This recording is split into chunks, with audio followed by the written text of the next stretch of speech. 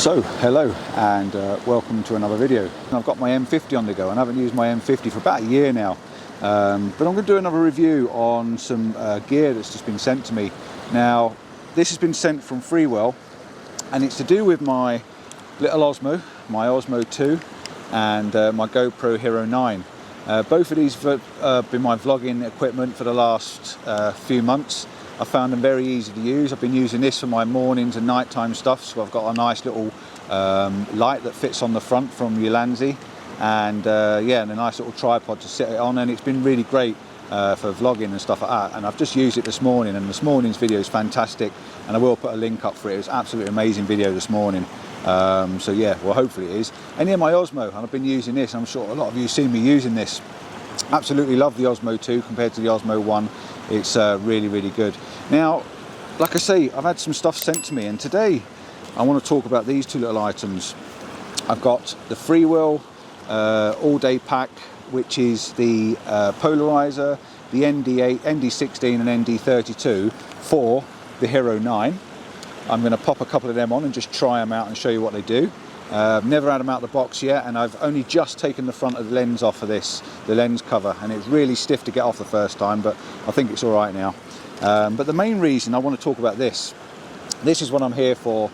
This is the main thing. This is the, and you can see I've already opened it. This is the Freewell wide angle lens and anamorphic lens ND 4-pack, which basically means you get a wide angle lens, which comes standard. You get a standard one with these, but this is a Freewell one, a really high quality one, and there's a reason behind this as well.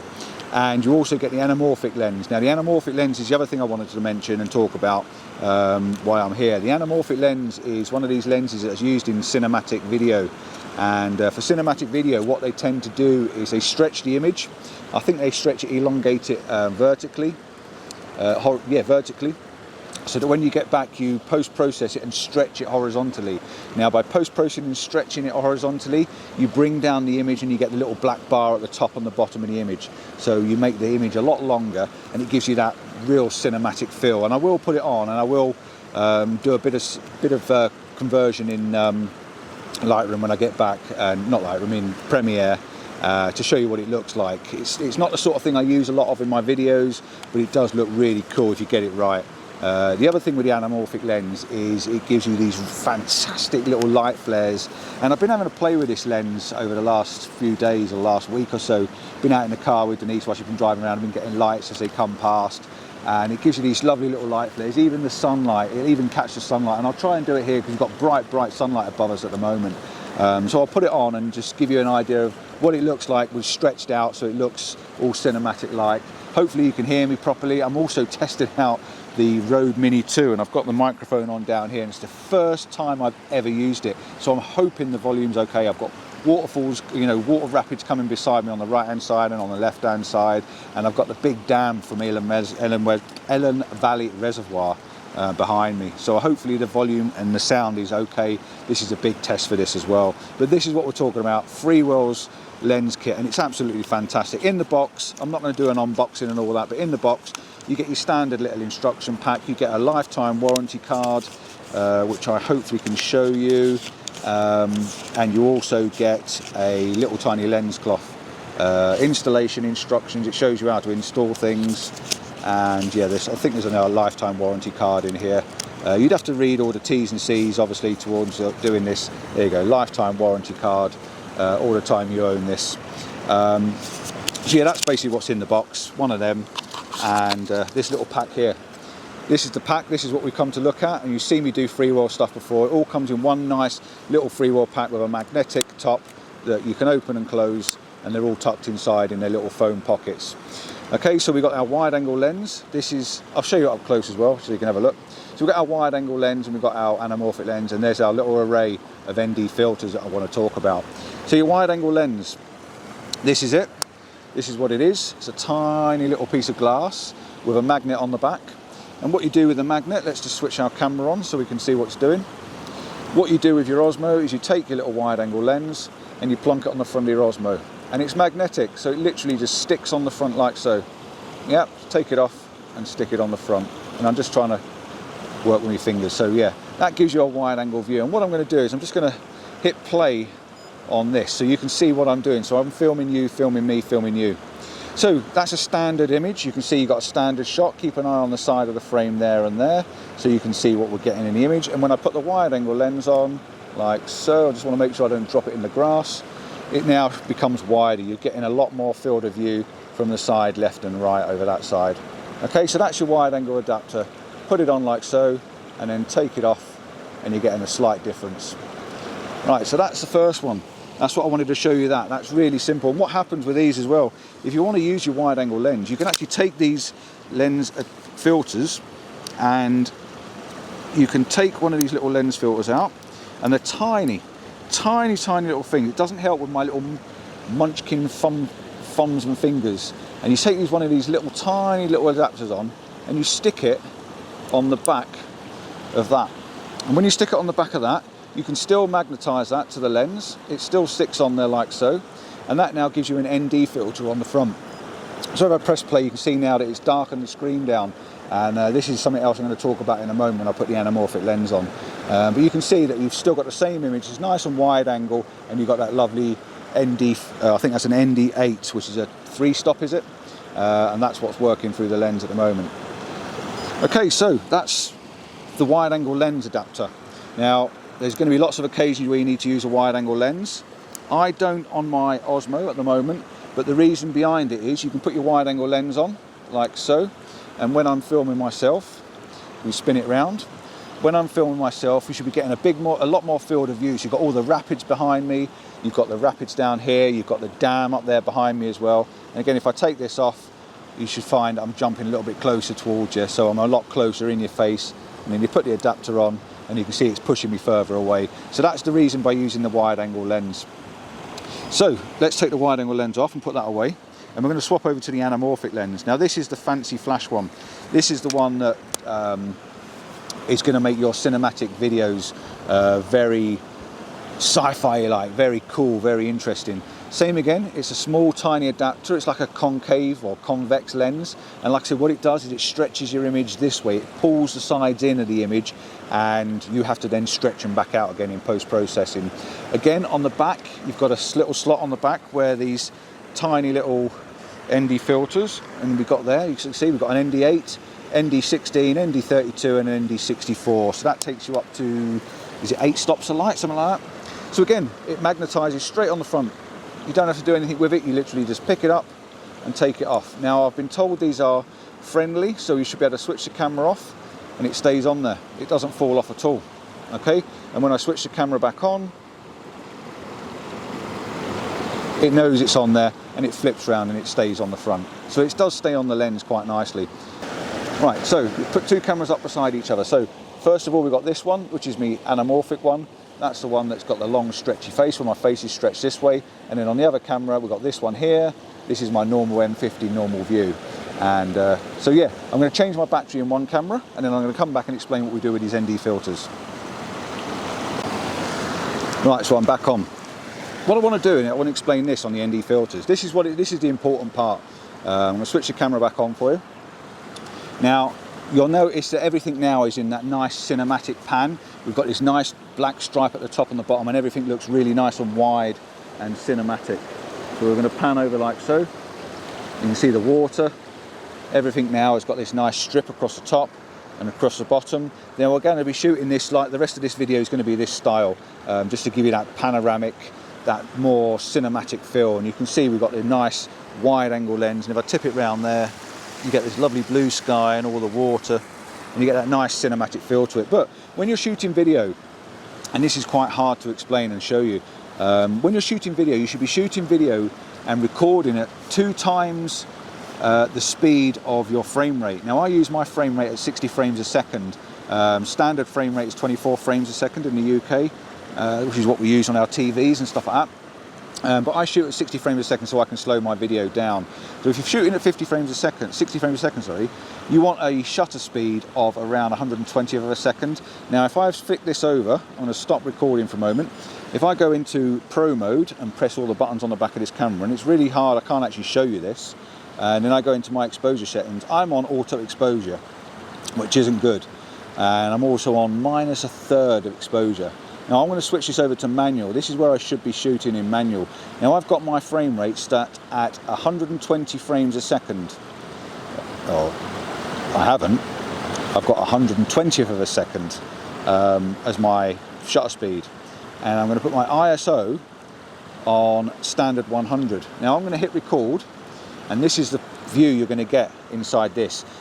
And you can see that I've got a very, very overexposed image. It's saying on the back of this screen that it's overexposed by plus 2.3 stops of light. And I'm not sure if you can see that on the back there. It really can't, you're really not going to see that. But you can see the image is very, very overexposed, and you can't see any of the sky or any of the grass or anything. So I need to bring this down. And to do this, this is where Freewell have come into their own. Freewell have made this filter that you take this off, you take one of these little ND filters, and we'll start with an ND8. We're going to take this out of the box. We're going to clip this on the back of this cinematic view, right clipped on the back there. We're going to pop that back on the front of the camera, and then hopefully when we switch the camera back on, let's bring it back out. There we go. Let's switch the camera back on. You can now see that the light and the sky has all come back into the frame. I'm still shooting at 120 frames a second, or 120th of a second, sorry, at 60 frames a second. That's what I'm shooting at, but I've now got some sky come back in here. You've got the grass come back in here. We've got some movement in the water as well. It's just looking a lot nicer. And again, you can see my hand moving. You're getting that nice little bit of a blur, which you wouldn't get in the first images and two. But that's an ND8. The next thing to do is, because we've got such bright sunlight, is to try the next stop up. So we will take that off like so, open our little box up, which is down here. I know you can't see it. I've got it on my lap so I don't drop it. And I'm going to pop this off, get all the fingernails, pull it off, stick it back inside the box, and we're going to take out the next one. And the next one is an ND16. And again, we're going to pop that straight on the back there, very, very simple. And we're going to throw this on the front of the lens. So now you can see I've got it on. I've got an ND64 and it's made it really, really dark. So we're shooting at ISO 100.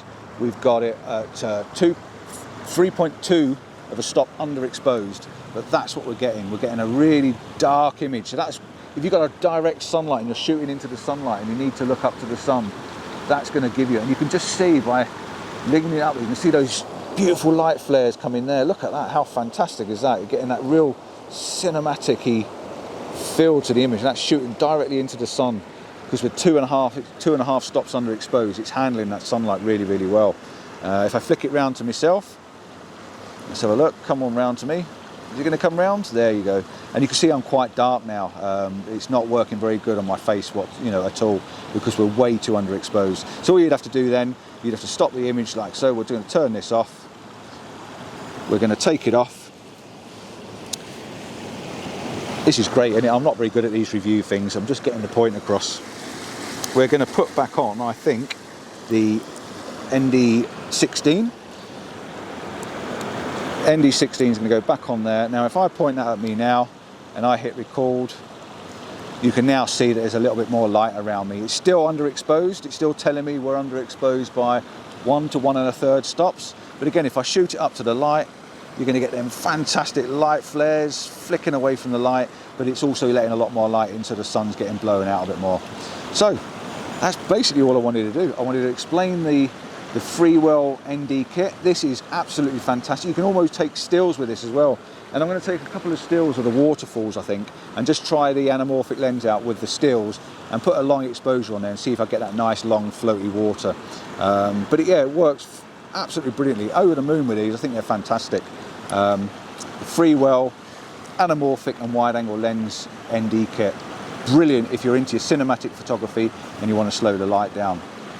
Really done. Well done, Freewell. Cracking little kit. Before we disappear, we're just going to show you the ND kit for this, the Hero. It's exactly the same. It comes in a magnetic case. I'm just looking at my time. We really are stretching the time out, and it comes in a magnetic case, and inside this one you've got this. Absolutely fantastic. Big polarizer. Where's the polarizer? It's got to be this one. Big polarizer with a hole in the middle for clipping it on, and it goes down to, we've got an ND32, ND16 and ND8, and that's your ND32 which is really quite dark. You can't see through it very well at all. And what these do, these work in another way. You can't mount these together, but you have to take hold of your GoPro and you have to twist your front lens like so, 90 degrees, and it comes off in your hand. That goes in the box, and on goes the polarizer. There's a slot on the back which goes like so, and there's 2 bits of wire in it, and you literally just twist it round. Get hold of it, twist it, and it comes off. Get it on, twist it round, and it locks back on. I've now got a polarizer on the front. If I switch this on to record, I need to turn it on first in order to get it to work. And it's on. We have now got a polarizer on the front of the GoPro. And isn't that making the sky and the water, it's taking all the flare out of the water. Looking really, really good. And while we've got it on, I'm going to take it off and I'm going to show you without it. There's nothing on the front whatsoever. The sky, the water, the flare on the water. And then if I get hold of it and put it on the front at the same time, like so, it should get rid of all this glare down here. So that's our polarizer for the GoPro. I'm just going to stop recording, and I just want to try out the ND filter while we're here. And we're going to do the same again. We're going to take an ND filter. Let's try the ND16. We're going to put it on the front. It only goes on. It goes on 2 ways actually. Both ways around it goes on. Now we've got this nice dark one on the front. I'm going to hit record. And there's a darker filter. So it's slowed the frame rate down. So we should be getting a bit more blur in our image, because the frame rate's obviously slowed right down while we're recording.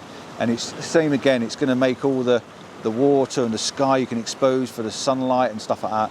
And it's absolutely fantastic. Really good way if you want to get your cinematic footage to work well, put these filters on. I think what I'll end up doing is leaving the polarizer on all the time. I think this is one of those filters that once I clip it on the front there, I'm just going to leave it there and just leave that on all the time, because I think the polarizer is going to work absolutely fantastic in most occasions. So I'm not going to talk much about them, because anyone that knows anything about filters and ND filters and stuff like that will not need me explaining how and what you need to use to work them. But that's how you reduce your sunlight, reduce your brightness. The ND8 is great for maybe a bright day, a bright morning with sort of a lot of cloud and stuff like that in the sky. The ND16, maybe a bit more of a sunlight like today. And then you get really bright sunlight and snow and stuff like that, and really, really white scenery. Then again, you can stop it down with the ND64 or the ND16 or the ND32, sorry, and really pull the light down. So I'm going to take a couple of photographs with the Osmo on the wide angle, see what it looks like. I'll pop them up at the end. Hopefully this review means a little bit to something to somebody. Any questions I'm happy to ask. If you want me to ask Freewell any questions, I will pass on your questions to them. So yeah, thanks to Freewell for sending me them. Absolutely fantastic. I'm going to have a lot of play with these and try them out, because it's something I'm not used to using, but I do think it's time I'm going to give them a go. Thanks again. Till next time, don't forget like and subscribe. Check out my proper videos, which is more landscape photography based and adventures and stuff like that. I don't always do these reviews, I just do them as and when to fill up some space. And when people send me stuff, it's only fair. Till next time, ciao for now. Bye.